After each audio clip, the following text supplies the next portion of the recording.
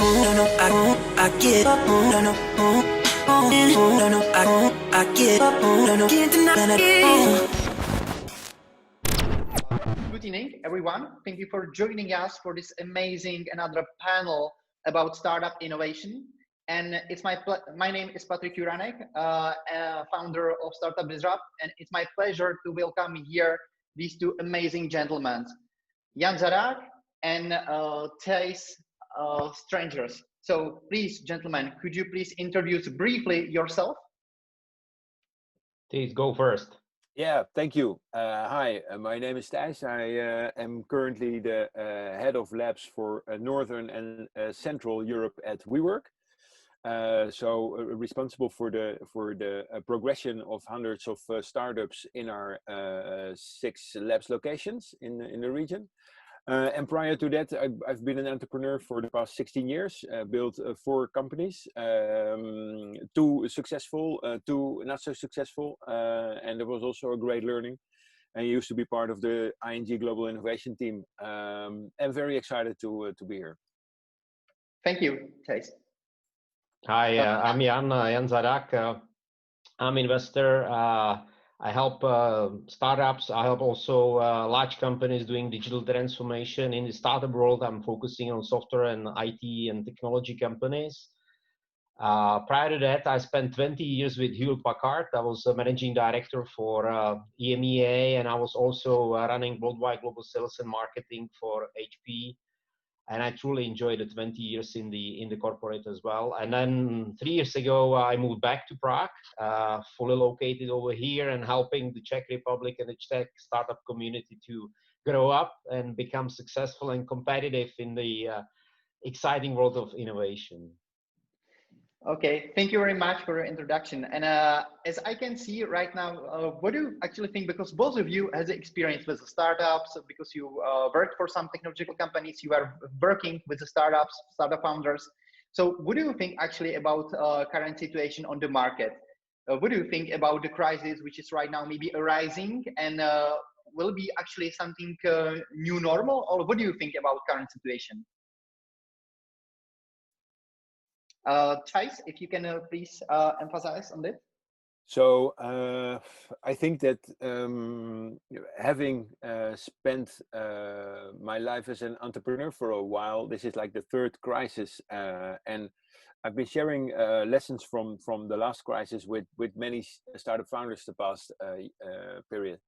And one of the things that I took from the last crisis is that the big risk is that you're so caught up in managing your short-term problems that you don't look at the opportunities that are there to grow your business long-term. So that's the only regret I have from dealing with previous crises, is that you get blind for the opportunities.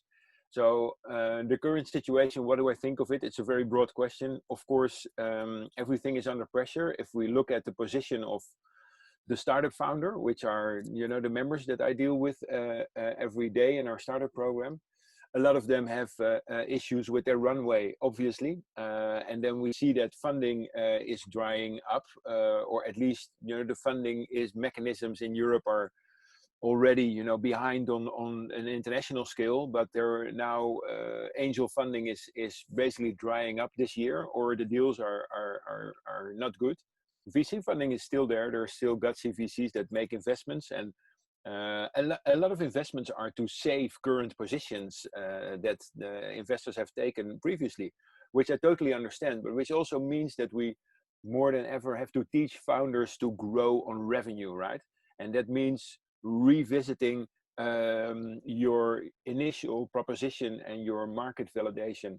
So I'm sending a lot of founders back to the drawing table and say, revisit every assumption that you made about your business model, because it's probably wrong today.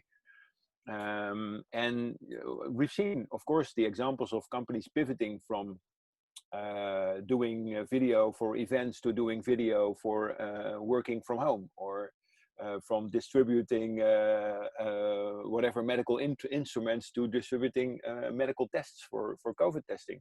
So those are the obvious examples, but I think for everyone else also, if you're a startup founder, you just have to revisit the core of your business model. And I've seen some great examples of people who really did that first day Corona hit and now are picking the fruits from that. So do you think that this actually the situation maybe will help, in to find new opportunities on the market, and as well to improve the business models and all around the startup value proposition to the better? Do you think that this situation is actually maybe on other side good for the startups? Well, if I can elaborate on it a bit, Patrick, I would say it's important to stay positive, right? Every crisis is in fact an opportunity at the same time. It just doesn't make sense to kind of go back and complain about how difficult the situation is. It is what it is, right? If you go back to 2000, 2001, the technology bubble crisis, 2008, 2009, the financial crisis, they have all created at the same time immense opportunities on innovation, on technology advancement, on disruptive business models. And if you have a positive mind, if you go with just the mental setup of let's go and take the opportunity, let's count and figure out what we can do differently to drive a breakthrough innovation that will help the companies, that will help the businesses, that will help the governments, that will help the society to do a true breakthrough in the current situation. That's the mindset I would emphasize. Yeah, I absolutely agree with Thijs around the stretch on the financing that will be coming. Right? If you look on the startup world, the biggest investors are R&D budgets of large corporations. That's the biggest pool of money going into startups. Yeah, the second largest is governmental. Yeah.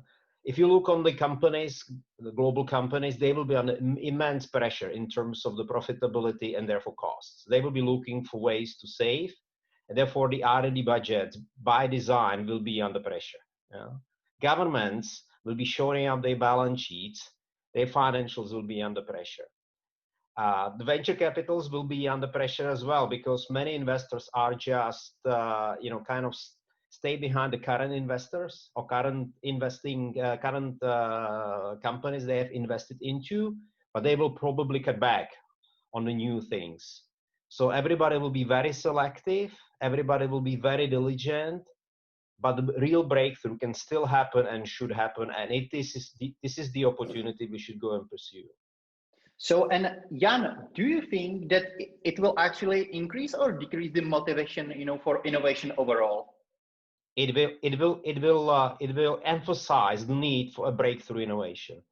It will put down the pedal of let's go and do and figure out what we can do differently as a business model, what technologies we can bring faster, better, and how we can use them to help. And do you already see, even from your experience as the investor or mentor and supporter of the startups, some trends, industries where, for example, this will actually help to improve? Are there banking? Any? Let's look on banking. Many banks are talking about digitalization for ages. Thijs and I have been talking about ING as an example, as a positive example before this call. But many other banks have just been kind of dancing around the digitalization. They are now forced to go and stop talking about digitalization and let's go do it. It's an amazing opportunity for many industries to go and pursue the digital model, enable digitalization to happen, enable the technologies to help them be much more efficient in the breakthrough innovation as well as in the way they distribute and bring the products into the marketplace. What is your idea about this, Thijs, about the industries and evolution, innovation actually right now in these days? I'm finishing a research report which will be released next week that we did with 60 corporates in Europe. That asks exactly that question: what is the impact of COVID-19 on your innovation operation? We're doing this together with Erasmus University in Rotterdam and Strategizer, Alexander Osterwalder's company. And the results, I'm looking at them now. One of the things that we notice is that it's very different per industry, which industries are cutting back and which are accelerating, right? And we see that most of the funding that's going, for instance, to AI and blockchain and IoT, that's not touched, right? Because nothing of the current crisis changes the potential upside in the future of these models. Energy is touched, and fintech is touched, which is interesting, right? Because you would say like this crisis forces banks, like you're saying, right now to reconsider everything. But I think the true fintech companies right now are not that much affected by the current crisis. There are other business models that are much more affected at the moment and show much more traction. So it's interesting to see that the companies are moving away some of their budgets from H3 to H1, so Horizon 3 to Horizon 1. So let's stop for a while, pause our investments in thinking of the future company and fixing some of our current workings with innovation, right? So that's an interesting move. And there's more insights from that. I can't read out the whole report, but it's there's definitely differences per industry to be seen there. And I totally agree with you that corporates do have the key for future startup innovation, because if revenue cannot be found, if investment cannot be found with investors, and maybe short term not even with consumers, then it is smart to hook up with corporates and make sure that a proof of concept or a collaboration in partnership or a test customer in a corporate company can save your startup for the next year. And what are actually your thoughts, Jan, about future of work? Because after we experience, and many companies, even the corporates, experience the power of home offices. What are your thoughts about this? Well, it's a big reset. It's a big reset, yeah. After the whole world went through a couple of weeks, in many cases, couple of months of home office. For many people, it has been a first-time experience. I've been helping a couple of companies where they've been just trying to figure out where to just buy quickly notebooks so it could be employees so they can connect, right? They have been trying to build an infrastructure through VPN connection just that they can enable people to work.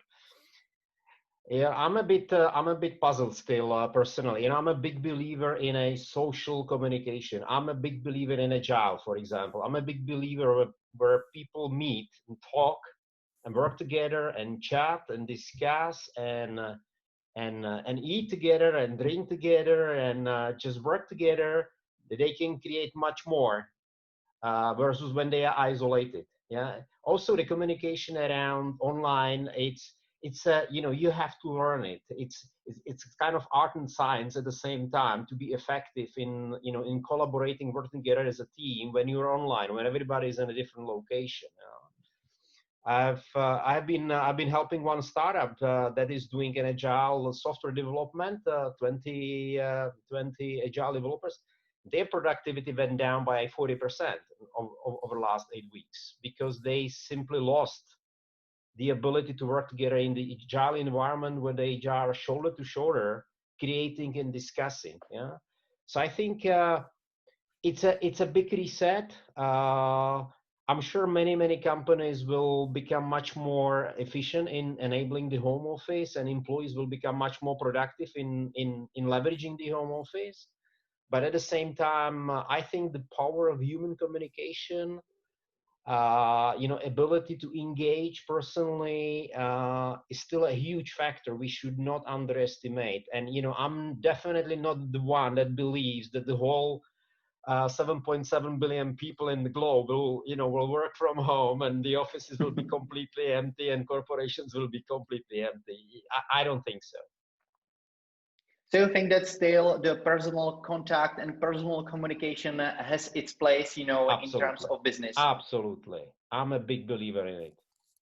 Okay, Thijs, what do you think about this? What are your thoughts about the future of work? Everything Jan says, but on top of that, you may not believe this from me neutrally, because I am part of a co-working organization, a market leader in this field. So I can say many things that you would think of, like, yeah, of course he says this, but I've been a member of WeWork before joining for a couple of years, and I've had many companies before. Um, so of course, the way we work is shifting, and much more work can be done from home, and this is very interesting to see where this will go. For WeWork Labs, this meant that we could continue our completely virtual program delivered at home to our founders, and it was interesting for us. But I think one of the reasons, adding to what Jan says, that people will still come into offices is if you want to build a team and you're building a new product, right? If you have the chance to sit together in a room, then you will always do that, because you have to, communication is just much easier, and you build together on a dream and a culture and work 12 hours per day. You do that easier than from your own home. And I also take, I know, some people are saying it will never be the same, we'll all work from home. If you have a family, or if you were a bachelor, there are many situations possible where people are thinking, I cannot wait to go back out there, right?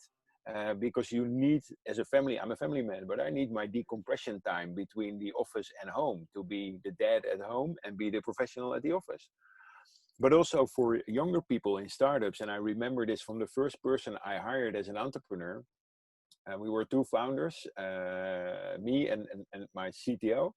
And then we hired our first designer, which was a girl that was at the time 10 years younger than we were. And after a couple of months, when she started to feel at home in our team, she said, we should really get a different place, because only people I meet are you guys, and you're hooked up. You don't have a life like me. I'm a bachelor. We need to meet other people. And also, startup founders seem to get to forget that, because you can think only in the mechanics, and then you can make a decision like, maybe this is the cheapest solution, or this is the easiest solution. But you forget that being part of a bigger ecosystem is so important for the members in your team, and for yourself as a founder and your growth and development. That will not change. It will all be more flexible, right? And that's where WeWork is all about, to bring that flexibility in the market. And we see a lot of companies coming our way because they want more flexibility, so that's positive. But definitely, some people will also work from home. But for building a new company, you will need to be together. Yeah, I absolutely agree. And actually, we are right now closing to the final. And I have the final questions for both of you. What would you actually, because right now many startup founders are watching us. So what would you, tell them some, let's say, golden message in these days? What do you think is important? What advice would you like to give them? Jan? Be positive, stay focused. And Chase? Yeah, when in fear or in doubt, talk to your customers, listen to your customers, do customer development, because that is always providing you the right directions to go forward. Okay, thank you very much, gentlemen. Thank you, all of you, that you made the time to join us, and enjoy the rest of the conference. Thank you. Thank you. Bye-bye. Thanks. Bye. I get up, I get up, can't deny it.